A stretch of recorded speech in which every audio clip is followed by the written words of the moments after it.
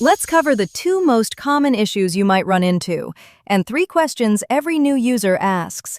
If you're having trouble connecting to the RRC4, the first thing to check is whether Bluetooth is enabled on your device.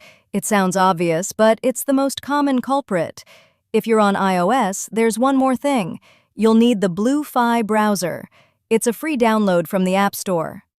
If the RRC4 isn't arming, it's telling you something specific is wrong, and that's by design. If you're hearing an SOS fault code, the MDAX pre-flight summary lets you identify the issue.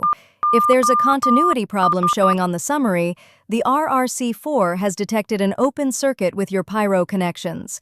That's a wiring check, not a hardware issue. Now, 3 questions you might be thinking about at this stage. Is this too complicated for me? Connecting to and configuring the RRC4 is as straightforward as browsing a web page. There's no software to install, no drivers, no proprietary app. Will I be able to configure it correctly?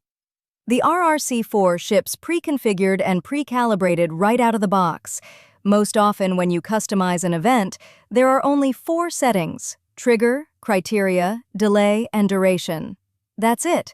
A straightforward 4-field form for each event. What do I need to buy besides the unit? A 1S lithium polymer or lithium-ion battery is required. A 400 mAh cell is a great all-around starting point for most missions.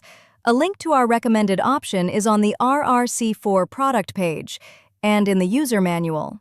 That wraps the RRC4 Equip series, 6 episodes from overview to troubleshooting. You now have everything you need to wire, program, fly, and review data with the MissileWorks RRC4. See you on the pad!